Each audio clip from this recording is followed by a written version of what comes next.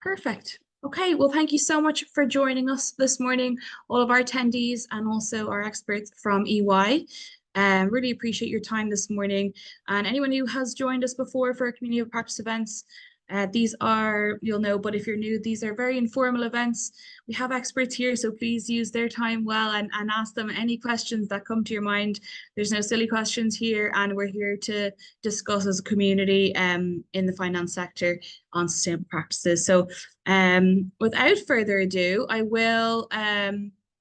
I might start with our panelists, Madeline, Sheila, and Sean. So maybe just on my screen, I've got Madeline, Sheila, and Sean in that order. So I might ask you each to introduce yourselves, if that's okay with you, starting with Madeline. Absolutely. So can you hear me all right? Yeah, I can hear you. Perfect. We're all sitting in the same room, but using Sheila's computer for sound. So if that changes, don't hesitate to raise your hand. Hi all, it's lovely to meet you and to be here with me today. My name is Madeline Parkinson. I'm the manager on EY Ireland's Climate Change and Sustainability Services team.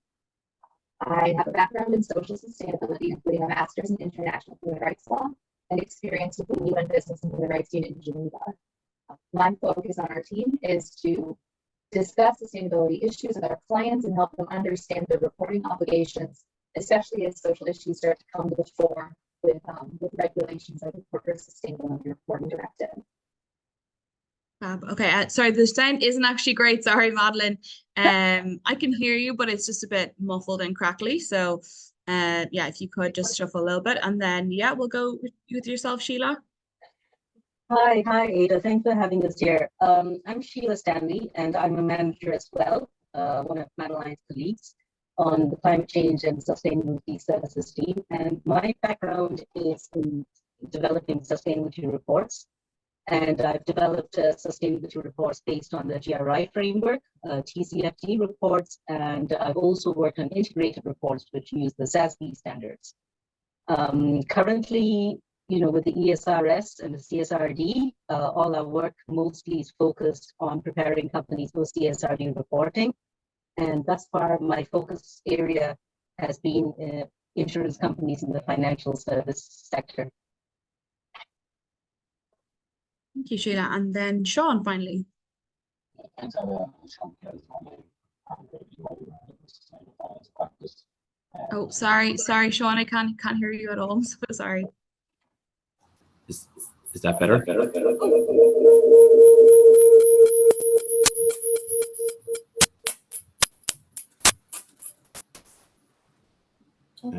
Just 1 second. Is that better? That's perfect. That's really clear. So Sean McKell is my name. I'm a partner here at EY. Can you hear me now? Yes, perfect. Oh, perfect. Where I head up our sustainable finance practice. My background is sustainable finance through capital markets and investment banking over the last 20 years or so. And obviously I'm a colleague of Madeline and Sheila, and we obviously cover all aspects of ESG for financial services. So thanks for having us. Yeah, no problem at all. Thank you so much for joining us. So I'll stay with you, Sean, if you don't mind. So one of the main focuses that I've seen myself over LinkedIn and all sorts is the Global Sustainable Finance Innovation Hub within EY. And after that recent announcement, I was just wondering if you could give us a quick overview maybe of the hub and its primary objectives. Sure. So I suppose first of all, we're delighted that Dublin was selected for the hub to be established here. I suppose the purpose of the hub is really to help financial institutions accelerate their efforts to meet their ESG goals and objectives. And what we've done through the hub is we brought together the EY network of sustainable finance talent to create that one-stop shop for our clients across that FS landscape. The hub itself is specialist-led. So again, what we're doing is hiring specialists across the 3 pillars of ESG. And we believe that this is the correct way of accelerating and also dealing with the many challenges that ESG throws up to those clients.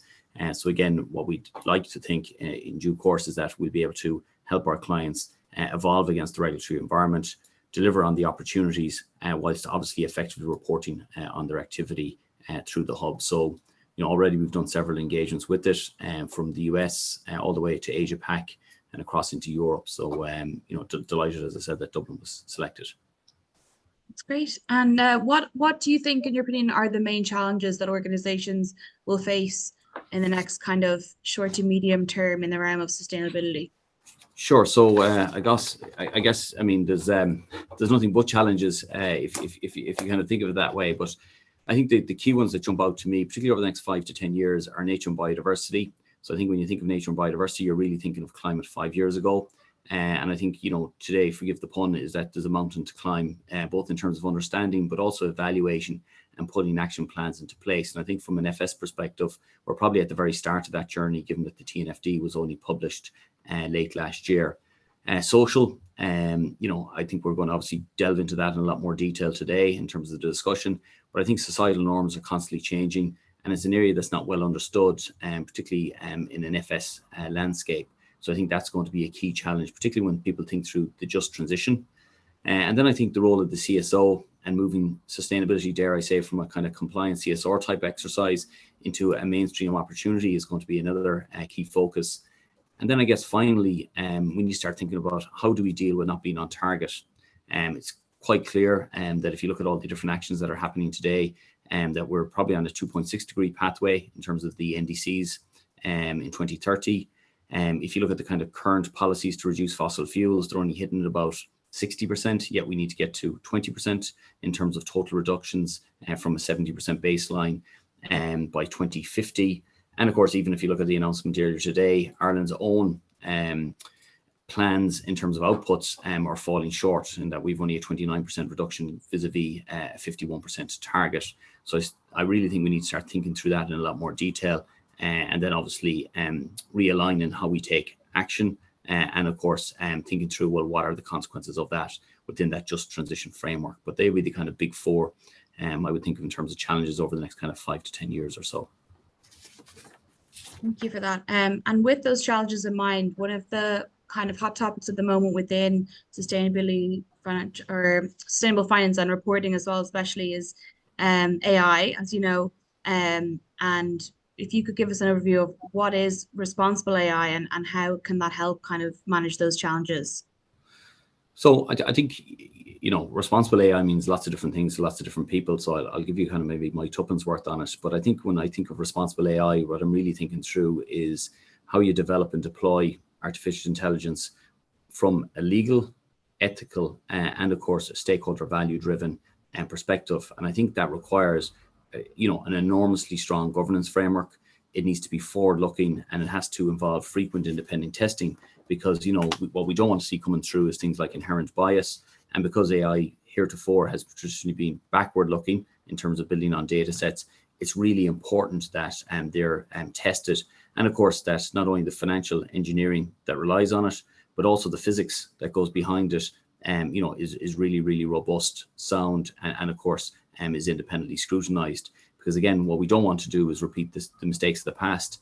And also we need to bring in a logic back to that societal piece of, if societal norms are changing, how does AI stay pace with that? But I think they're the kind of maybe the three key ingredients to have a responsible AI platform in terms of it being essential to have those kind of three lenses, whilst having an extremely robust independent governance structure overarching it. Great, yeah, and with that in mind, obviously it's never going to be perfect straight off the bat, but how far out do you think we might be from using it as a mainstream tool? I think it's already been used. We're certainly testing it, and we've invested a lot of money as a firm in it. So again, we can see fantastic opportunities for it, but it has to have very well grounded, safe guardrails to make sure that there's we minimize any unintended consequences. But looking across financial services, it's in test in a lot of different institutions at the minute, and I think it's something that we'll see come to more prominence in the next 12 to 24 months as it becomes better understood and of course refined, and that it's augmented with that governance structure and that forward-looking analysis. That's great. Thank you for that, Sean. I'll move to Madeline now, if that's okay. If we can pass the mic as it were. So absolutely. Can you hear me? Yeah, that's perfectly clear as well. Thank you. Well, for me anyway. But Madeline, speaking of the social side, your work kind of focuses on the social sustainability, the business and human rights ecosystem. In your kind of view from that side of things, how can companies promote transparency and accountability with their AI systems, especially obviously within the financial sector? Yeah, absolutely. So echoing my colleague Sean on sort of like the lenses that companies are applying to their use of AI, I'd argue that one of the ways of promoting what we're calling socially conscious AI is by centering people's fundamental rights and really examining the interplay between people's rights and the use of AI at every step of the design and deployment and maintenance process. So for example, and I know Sean mentioned this briefly, there's been a lot of conversation around how AI and its use of historical data sets can potentially result in issues relating to equality and non-discrimination. When we're talking again about the use of large data sets, we're also going to be considering the fundamental right of privacy. So where did these data sets come from? Are the people whose information is included in these data sets being properly informed as to the use of the data and its storage?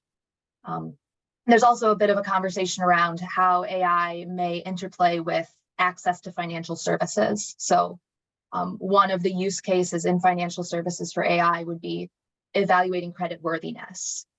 There's a conversation there to be had around whether the use of AI would be impeding or promoting people's access to financial services. And a lot of the decision points between whether it'll impede or promote are going to be around how the AI was designed.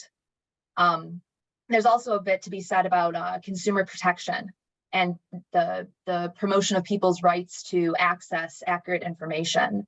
Another use case for financial services, probably the most common that I've seen, is the use of AI in chatbots as the first line of defense against folks who are coming to the bank or to the financial services organization with questions. How can we ensure that those chatbots are giving accurate information, which is all the more critical when we're talking about someone's financial literacy and someone's access to finance? One of the other things that my colleague mentioned, I'll expand upon a little bit further, is considering the social construct. So you need to center for people's fundamental rights, but then also consider how AI can be complicit in either replicating outdated norms or how AI can be specifically designed and maintained to try to find those patterns of historical bias and to try to facilitate opportunities to respond to the changing social landscape. And a lot of this boils down to just making sure that there's a human lens. So whether consumers and users, whether the people who are, whose data is being uploaded into these algorithmic learning systems, is there transparency around the use of their data?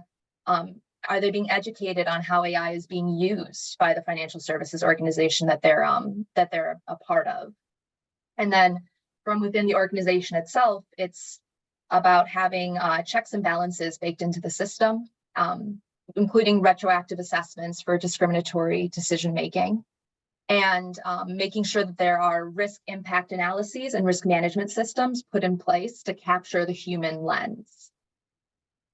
That's great. Wow, that's really detailed. Thank you, Madeline.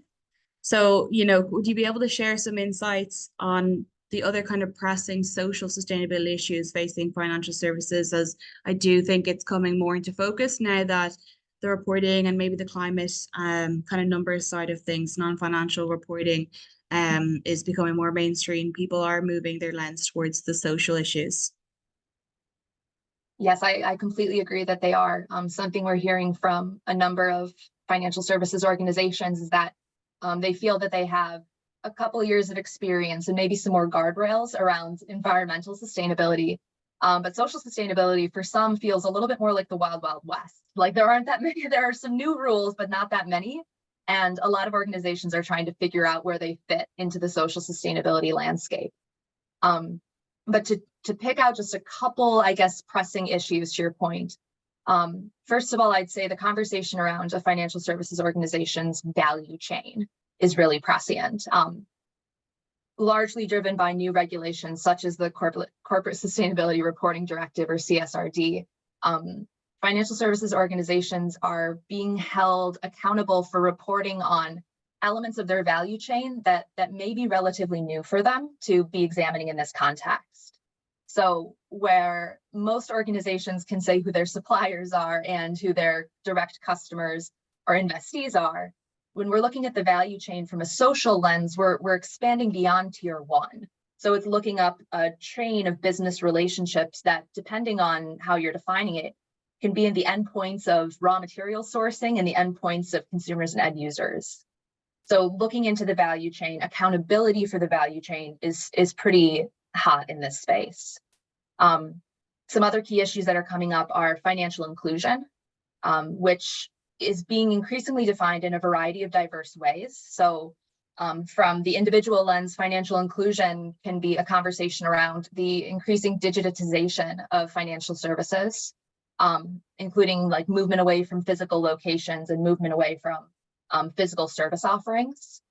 And for businesses, going back to the value chain, it's financial inclusion from the lens of whether the organization is seeking diversity in their suppliers or whether they are offering funding and advisory opportunities for small and minority-owned businesses.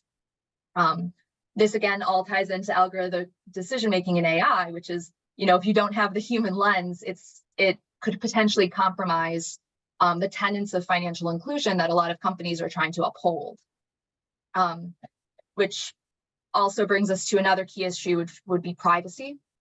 So, I will not be the first to talk about cybersecurity and data breaches, but especially as more and more financial services is moved onto digital platforms, the issue of privacy becomes more and more prevalent. And then finally, something we hear a lot about is modern slavery and human trafficking. I think off the top of my head, something like 150 billion in criminal proceeds from modern slavery, about a third of which is in global North nations. So it's in our backyard, And modern slavery is increasingly becoming a hot button topic in financial services as financial service organizations are being held to standards of having effective controls to detect where there's finance that's associated with these crimes. And a couple of, top of the news situations in the last year where companies are being subject to fines and lawsuits as a result of not having effective controls to stop this behavior. Okay, thank you for that, Madeline. Just to let everyone know, my laptop has let me know that it will be shutting me down at some point in the next couple of minutes, and I will just come straight back on. So feel free to take a pause when that happens. But I will continue anyway until it does. But thank you so much for that, Madeline. Is there any starting point that you might recommend in terms of those effective controls for an organization looking to follow in EY's footsteps in focusing on that social lens? Yeah, absolutely. So first of all, and I know this sounds basic, but you need to be aware of what's going on. So part of it is making sure that your teams are being adequately trained and upskilled to understand what the issues are at the time. It also involves liaising really closely with your legal team to understand the regulatory environment in which you're operating. So it'll depend on the particular company, it'll depend on the particular use case, but I'd say that awareness is absolutely the first step.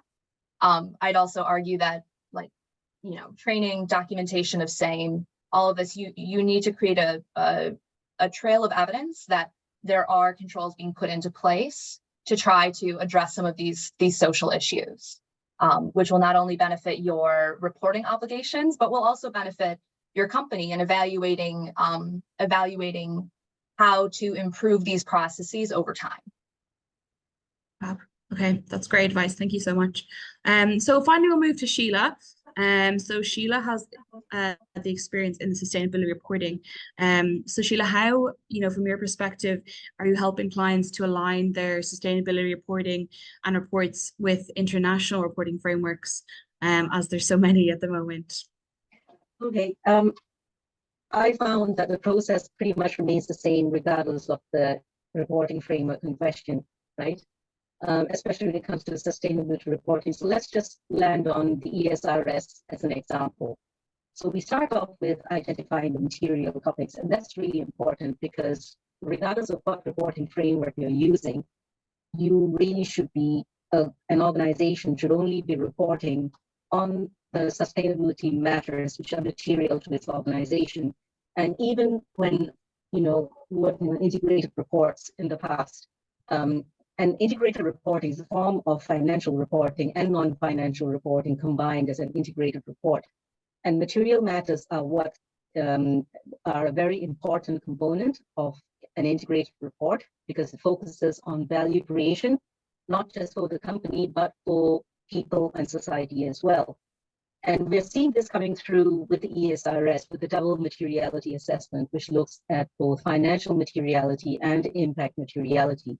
So that first phase of going through that double materiality assessment, to have a robust process in place, a robust methodology that basically identifies what are the key material issues in terms of sustainability for the undertaking is very important. Now, having done that, then the next question is, how ready is an undertaking to actually prepare a report under the CSRD, right?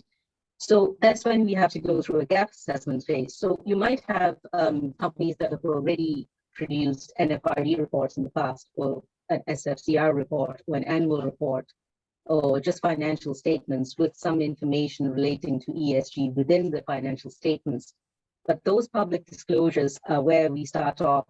It is the starting point to conduct a gap assessment.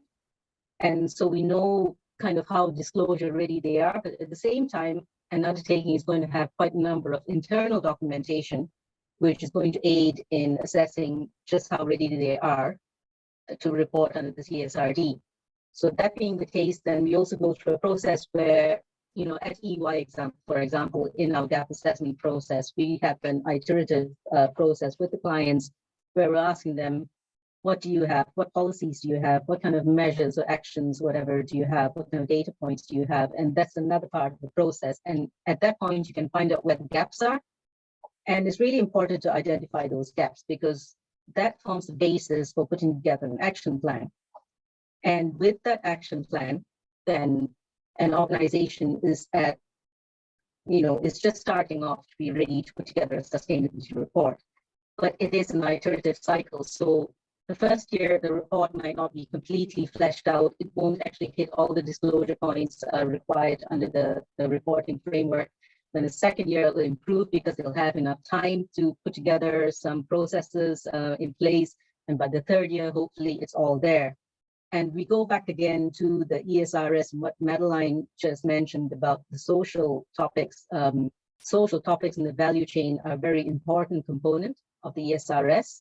And that's going to require, when we talk about the S and ESG, just bring it back to the topic here, it's not just about getting report ready, but it's also about, heading on into a place where you're bringing in dimensions like the social dimensions, which haven't been that clearly fleshed out in the past, whereas the environment, climate change, for example, is more well known.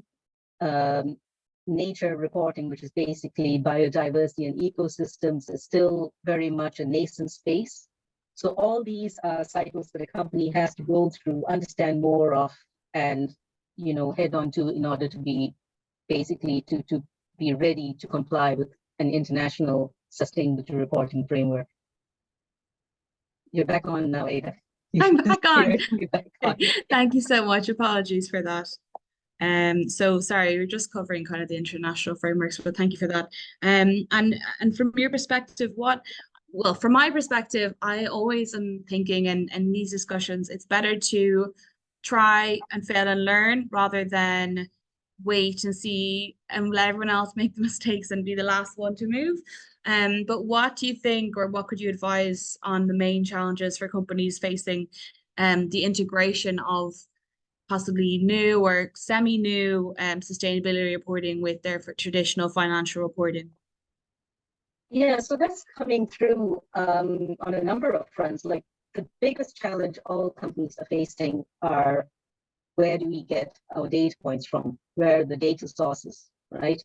There are a huge number of metrics reporting required under the ESRS, and companies are just kind of scrabbling around trying to figure out, okay, where we're going to get all these sources of information from, where's all these data sources. So, and this could be either internal or external. So if you recall, reporting under the ESRS requires value chain reporting as well. And again, linking back to the S and ESG social topics. So we have workers in the value chain, which is the specific topical standard in the ESRS. Now that's like a big ask to ask a company to report like an entire topical standard devoted to value chain reporting on the social front, right? And companies are going to need to figure out where they're going to get this information from. So they need to work very closely with the actors in the value chain, their suppliers, for instance, to obtain the sources of data. At the same time, they need to have processes in place which will satisfy like governance requirements, so robust processes to obtain this information and verify this information, because you need to pass the limited assurance test as well, right? So this is a massive challenge, and this is kind of like the largest challenge we are seeing most companies face. But there's also other things, you know, there are things like, so what is the level of knowledge that employees within any organization, what level of knowledge do they have about sustainability matters? Not everyone has, you know, sure, we've heard of climate change, you know, what you read in the news, we've heard of sustainability, we're certainly more aware of sustainability issues, but the kind of in-depth knowledge you need to have to satisfy reporting requirements is more than just what you read in the news. You know, what are the news headlines for the day? And it does require companies or undertakings to come up with subject matter experts of their own within the undertaking as well. So that will require companies to invest, you know, to basically invest in learning and development, the sustainability space, right? So reskilling and upskilling their employees. So that's also a challenge, because if you have 10 people in an organization, I'm just making up a number, and only 2 of them really know ESG well, the majority of them don't. So that's going to hamper the company going forward. What are the other challenges? Besides that, there are probably other challenges. Can you think of any? Limited assurance, yeah. Limited assurance is something, you know, it's something new, because the NFRD did not require limited assurance, whereas the CSRD requires limited assurance. And so processes need to be really robust to ensure that it takes the limited assurance box. And we're very conscious of it in any of our work with our clients, and our clients extremely conscious about it as well. That's something like every time, like, it does go through the lens of several layers of committees and steering committees and different individuals, all in order to fulfill the limited assurance requirements. Okay, I mean, you've touched on, I think data as well is a huge recurring point for me within different communities of practice. People are worried about data sets, not able to rely on them. You know, data sets not lining up to other data sets from, let's say, sustainability data providers. So that I definitely agree, that's a huge one. And as well, the education point, I suppose, from an internal perspective, and capacity for that is huge. But I suppose it is required, like you said, to have the majority educated, because the importance of professionals across the board in your organization, between finance but also operations and technology and all of that is really important. So yeah, I mean, without that, with those gaps, you know, would it be a large struggle to implement a proper strategy in terms of ESG and your non-financial reporting? I think implementing an ESG strategy, what we've found is it requires a whole organization and approach. So it's not just experts in sustainability who are going to come up with an ESG strategy, right? You also need people from finance to kind of get involved in it. You need people at the operational level of the undertaking as well to get involved. And an ESG strategy is, you know, we're seeing it, so more companies coming up with ESG strategies based on regulatory developments, right? So We're seeing a lot of regulatory developments in EU based on sustainability reporting requirements. There are also developments based on just promoting more sustainable business practices amongst companies. There are regulatory developments in order to protect natural capital, like, for example, the proposed soil directive, just to make sure that we're not using up all our soil. So there's a conflux of various regulations come to the fore, which makes it necessary for, instead of an undertaking just doing a box tick exercise where they say, okay, let's just make sure we comply with this one regulation, it's come to the point where it makes more sense for organizations to just take the whole of organization approach, bearing in mind all the different sort of moving parts that is happening out there in the sustainability space.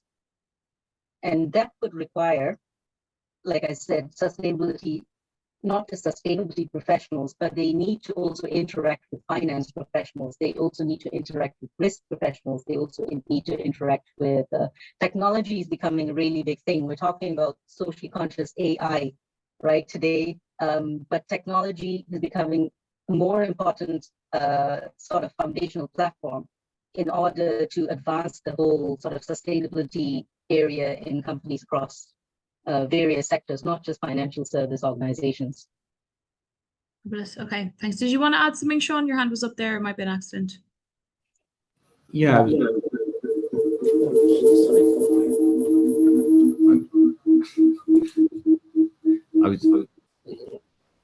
I was just going to say that I think we should think of it just in terms of strategy, not in terms of ESG strategy. Because one of the things we're seeing now quite clearly is how, let's say, the outputs of the Dublin materiality feeds into the overall enterprise strategy, particularly in FS. So I think I think it's one of the challenges is that if we keep running it in parallels or in silos, it never gets properly integrated. So I would think it's just in terms of strategy. And I guess if you're going to go and do a heavy exercise, which CSRD demands, it makes it important that it has other uses outside of actually just delivering the reporting, because I guess at its very essence, what it's really asking you to do is to examine the business you're in, to evaluate the different actors, and of course to look very, very wide across the value chain. And if you do it properly, I think it gives you very, very powerful, but maybe more importantly, useful insights, which should form a cornerstone of your strategy as you go forward, because it does cover all elements. So it's something now that we've seen larger financial services firms start to do, to use it as an input into their strategy. And you're absolutely right, then the education piece is absolutely critical and crucial to that, and obviously to evolve that at a more accelerated rate. Thank you. And yeah, to further on that, taking EY as an example and the work that you've been doing, how has adopting that kind of robust framework and hopefully as much as possible integrating it in the overall strategy rather than, as you say, a silo, what has been the impact on the corporate performance and also the societal impact? So I think it's done a couple of things. The first thing it's done, which is really important, it's starting to highlight opportunities, because there has to be a revenue or a financial generative component part to this. Otherwise, why do it? It just stays and remains as a compliance exercise. It also enables risk reduction. I think we're starting to see that quite clearly. And obviously, as climate becomes more prominent and less theoretical, because we can see the effects, I think there's less arguments around, is it real or not? I think we can all see the outputs of it. But I think at its very, very core, if you don't have a framework, well, then how do you implement it and how do you build it out? Because it's an iterative process. And I also think then it becomes center to firm in terms of approach. So again, we see it, quite frequently being captured in, let's say, procurement discussions and procurement tenders. So that gives it, a different purview. And equally, I think if it's done correctly, it's not about the framework. It's about what the output of the framework looks like and how actually that drives your business forward, makes it better. And of course, it recognizes the key kind of ingredients in any firm, which, atypically are its workforce and workers in the value chain. So it gives it that very, very strong societal lens, coupled with encompassing the views of kind of the communities which it touches on. So I think if it's done well, it's a huge value add. And I think obviously that's what we would all encourage firms to do, is to spend the time, because they'll get a lot more out of it by doing a kind of cursory type exercise. Thank you for that. Okay, and just looking to the future, I might ask Madeline, obviously one of the main kind of topics at the moment. There's always many, but the socially conscious AI at the moment is coming up a lot. But how do you see upcoming regulations influencing the social strategies financial institutions adopt for ESG and sustainability? It's a great question. So when we're talking about AI, to start with, probably the most important regulation, or the most pressing regulation that companies are thinking about, is the EU AI Act, which was just passed this last year. But it joins an ecosystem of other instruments, say, and mechanisms to govern AI usage and AI design. I know off the top of my head, there are government programs in the US, in Canada, in Australia, China, that are intended to provide frameworks for responsible AI usage, as well as guidance from from international organizations like the UN and the OECD, to provide principles for AI usage in what we would call a socially conscious way. But taking a step back and looking at the regulatory landscape as pertains to social sustainability more broadly, maybe the most exciting regulation that's come into this space is the Corporate Sustainability Due Diligence Act, which you may have heard of as CSDD, CS3D. That actually has just been officially passed as of this week and is expected to be published in the journal imminently, which would likely mean that companies will be held accountable under CSDD starting as early as 2027. And CSDD is really a game changer in this space, in that, unlike CSRD, which mandates reporting on social and environmental and governance issues, CSDD mandates specific actions in those spaces. And for social specifically, it mandates due diligence for human rights impacts, both for the company and along the value chain, which for financial services right now is limited to the upstream value chain, but is still a pretty big departure from the norm.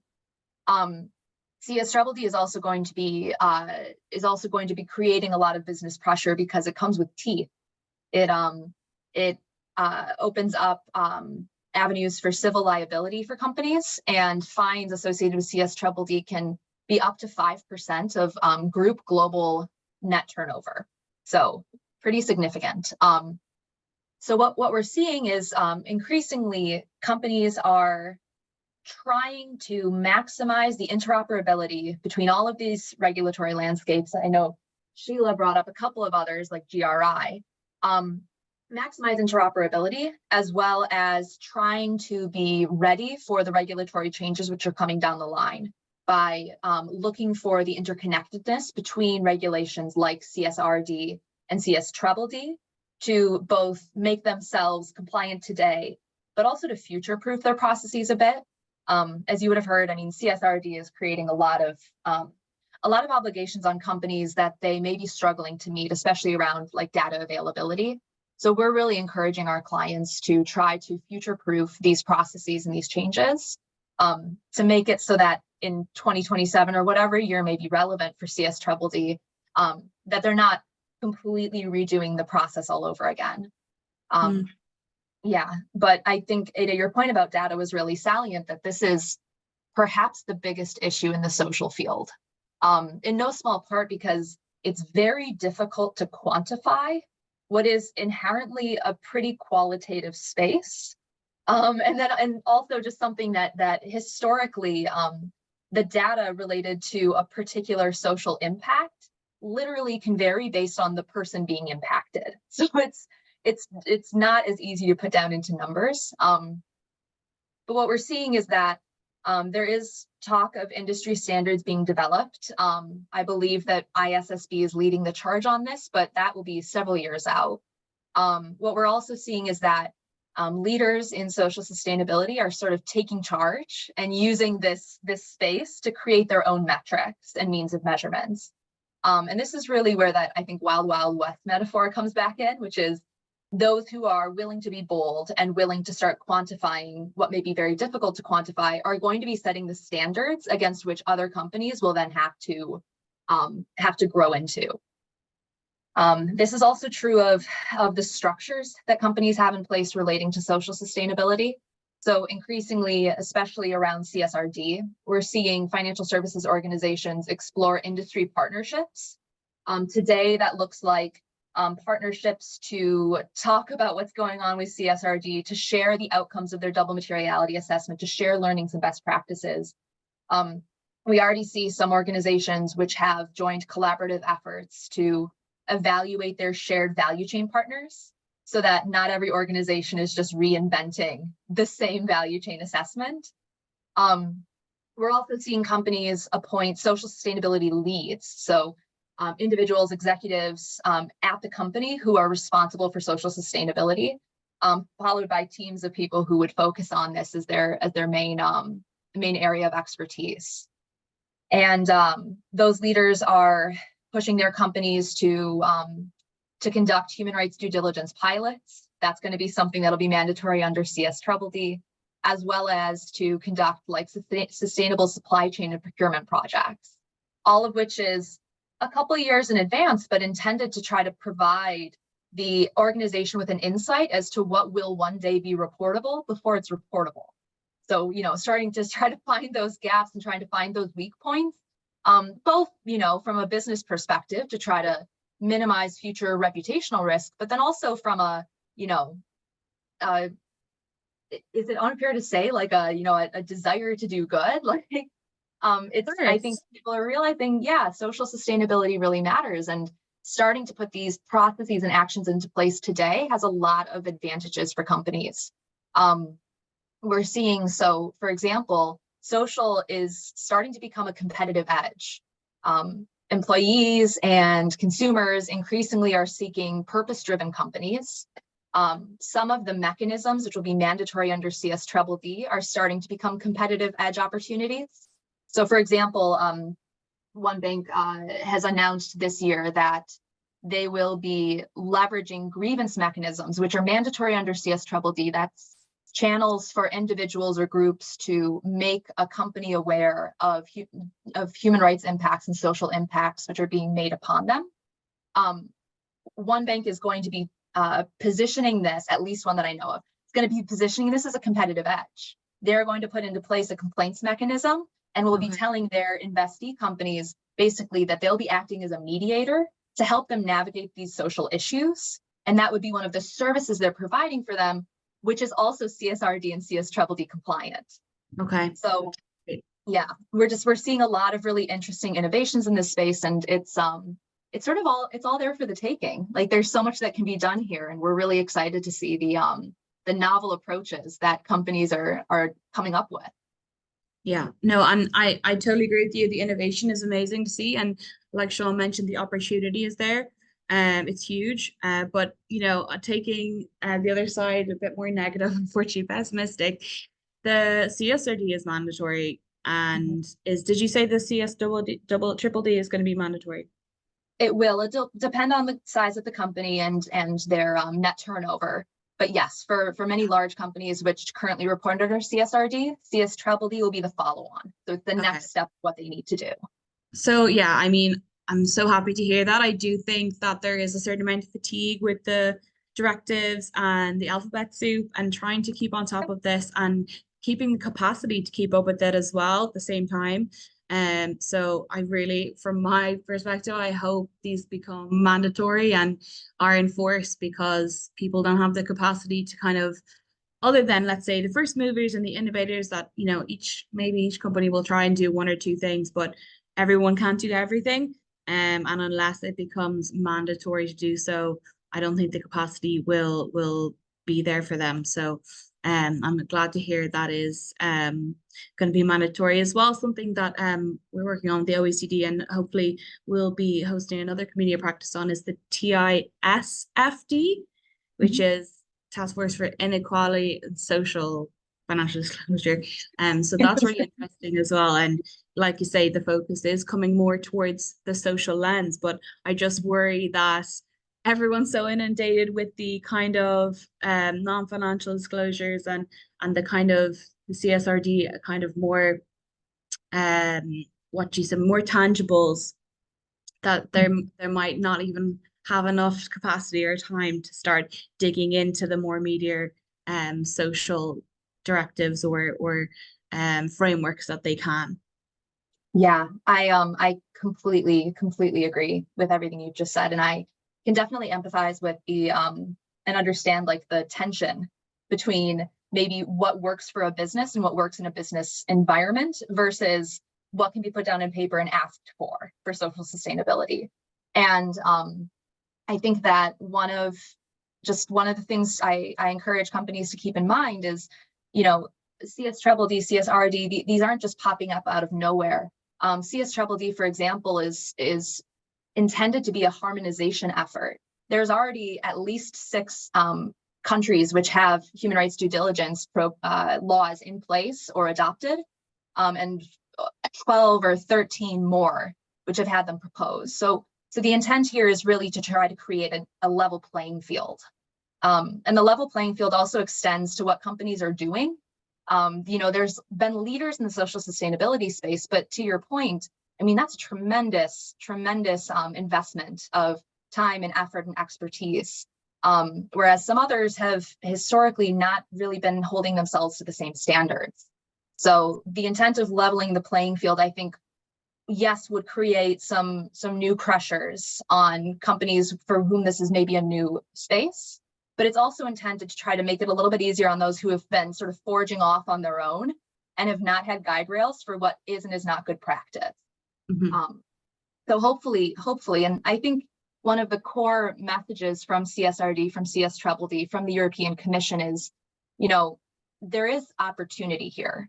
As investors are increasingly seeking like purpose-driven investment and sustainable investment, and specifically socially sustainable investments, being able to access this kind of information on a mandatory reporting basis is going to facilitate that decision making. And the aim is that companies which are holding themselves to high ESG standards are also reaping the rewards of being ESG aligned. Yeah, that's exactly what Sean was saying about kind of feeding into the overall strategy and reaping the rewards, like you said. Thank you so much, Madeline. That's great. I will go to our attendees, and please, if you have any questions for experts here, just pop them in the chat here. And maybe, I'm not sure if absolutely no pressure, Sean or Sheila, if you have any kind of closing remarks on any of what we've been discussing while we wait for a question or two, if we get them. Sure. So I think, just some things that always strike me is that we need to become much more forward-looking. We need to really focus now on the opportunities, because we can't just keep doing this in a silo. It needs to be kind of core and mainstream. And I also think then the education piece is absolutely essential. It's something that we spent a lot of time looking at, and we're very supportive of over the last 24 months. But I think it's critical that we have the talent available to obviously complete the tasks and to drive the agenda forward. But maybe more importantly is that we have the educational support for those executives or soon-to-be executives in place, that they in turn can understand it and actually pivot the organization towards it. And because it's evolving at such a rapid pace, it's really important that that's a continuous ongoing initiative component part of the overall. So again, I just think that when we take a step back, I know we always talk about reporting and disclosures, but the best way to write a report is if you have something to report on. And this is something that's going to become very, very evident in the next 2 years, is that, the glossy report is kind of a thing of the past. It's going to be more fact-based because of the limit assurance requirement.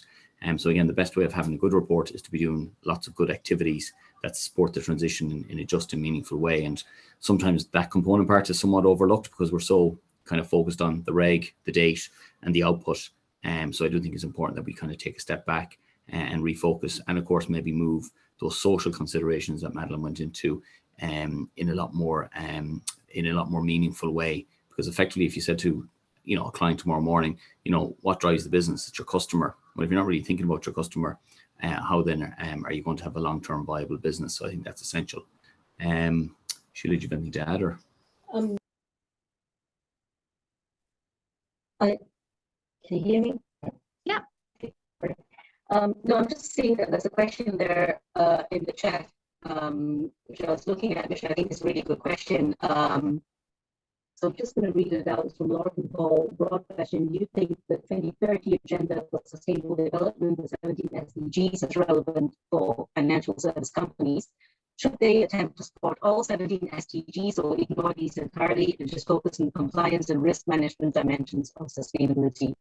I think that's a really pertinent question, and it kind of speaks to the role that financial services have played when you think about sustainable finance and the transition to a net zero economy and a more equitable and inclusive world.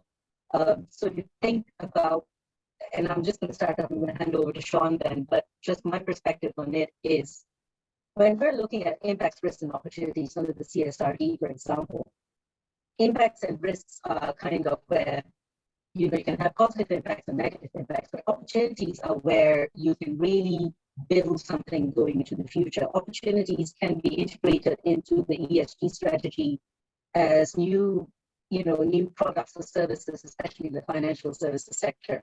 And when you think about the 17 SDGs and all the targets that are meant to be achieved, there's definitely a lot of space for financial service organizations, whether they are banks or insurance companies, to contribute to the development of the 17 SDGs by looking at opportunities within the various spaces in these, across these 17 SDGs. But that requires a lot of work, right, to get there. And I think we're starting off putting in like really strong foundations at the moment, but this is something that we need to build on moving forward, because there's other things that need to happen as well. Like the public policy arena needs to come together as well. Governments need to start, thinking of ways to encourage this kind of conversations in the financial services sector as well.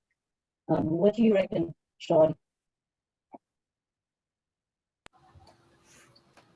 So I think you're absolutely right. I mean, if we just apply a different lens, if we only look from a compliance perspective, well, then it's really about ticking boxes and filling out forms. Obviously, risk is massively important, but remember, a lot of these are emerging risks, so it's really important that we capture them. But if we want to avoid some of the catastrophes that are on the horizon, it comes down to funding. So we need to be able to pivot funding in huge volumes to obviously deliver on the low carbon economy and through a just transition mechanism. And I mean, to put some numbers on it, the ECB published a report on Sunday that says that the 620 billion of additional funding above and beyond what they're looking at is required. And it's just not happening quick enough. Equally, we're sitting on 33 trillion in deposits across European banks. So that all needs to be unlocked. And again, if you think of the energy transition alone, it's a 2 to 3 trillion opportunity. Regenerative agriculture, huge opportunity. Clean tech, huge opportunities. So if I'm sitting in finance, if I'm not looking at these opportunities, well then, what am I actually doing? Am I in the right job, is what I'd argue. And if I don't have a plan to move that money in an accelerated fashion to deliver on the opportunity, well then, I think I'm falling short in terms of my fiduciary responsibility to shareholders, because I haven't met anyone in a very long time that's planning on funding a coal-fired power station, because it's a 60-year payback time. But yet we see more and more people talking about renewables. But it's how do we accelerate that? Because we are unfortunately under time constraint. And I think that's what's coming through more and more to the fore. But if I turned around tomorrow morning and said to someone, I can make you a 10% return on equity, I can tap into a new market with new customers, and that market is going to be around for the next 25 to 30 years. I think that's a sound business logic and opportunity. Of course, we have to manage the risks. And by doing that business, there will be additional risks. But I think the risk load, if we fail to fund the opportunity, is going to be a lot greater. So I think for me, if you get that right, then I think everything else kind of more or less takes care of itself, dare I say. But I think that's the piece where there's not enough consideration be given to the movement of capital in a scalable way in short time order. And some of that absolutely is down to public policy, because that has to be aligned, particularly even if you look at it in the Irish context. I mean, we can't get out of our way in terms of planning. And actually it's unusual to say, but some of the good work that's been done could be undone because of the way things are structured. So again, it's really important that we get those building blocks correctly aligned to enable that money to flow. But we really need to see a step change in that in 2025 and 2026 in order to start realizing some of those 2030 targets. Otherwise, we're at 2.6 degrees. And then we're looking at a different kind of complexity of problems. And I would just add about the SDGs that, Lorcan, you're completely right. All of this is in an ecosystem. And as the European Commission has penned regulations like CSRD and like CSDDD, the SDGs have been held in mind. So, and that's also true of mechanisms like GRI, ISFB. Like the intent is really to create an ecosystem wherein all of these mechanisms are supporting each other and speaking to each other. Now, has this happened functionally? Maybe not 100%, but there is a degree of STG work that you would inherently be doing as part of your reporting under mechanisms like CSRD. I'd also add, while the idea of keeping all 17 SDGs at the forefront of your organization is commendable, it's not my understanding that the expectation is that a single organization is going to be able to address all 17 or to focus programs on all 17. Under the UN guiding principles, really, companies are supposed to focus their efforts, particularly on areas of which they may have the most impact. From a social lens, that's the most impact on people. So an example which comes to mind is if you were looking at the Sustainable Development Goal around sustainable cities, if you are a financial services organization which can have an outsized impact on affordable housing, now that may be where you want to center more of your effort. And the balance there is really just making sure that you're not creating a blind spot against social issues which may not be at the forefront of your mind. Understanding financial services by virtue of its sector can really touch on sort of anything. But centering your efforts, centering your resources on areas of greatest impact. Great, thank you so much for that question, Morgan. And if there's no more questions, I'll begin to wrap up. Obviously, if there is another question, just pop it in the chat there. Thank you so much, Madeline, Sheila, and Sean, for joining us today. Really appreciate all your insights. It's been really interesting. Thank you to everyone who's attended. This session has been recorded, so I'll be posting the link on LinkedIn, on our website. And oh, another question. Oh, Lorcan agrees, and we should emphasize and embrace sustainability opportunities and seek ways to unlock and accelerate finance towards these. Thank you, Lorcan. Yeah, that's great. But yes, thank you so much, everyone, for joining today. I'll end the call now, and hope everyone has a lovely day. Bye. Thank you all.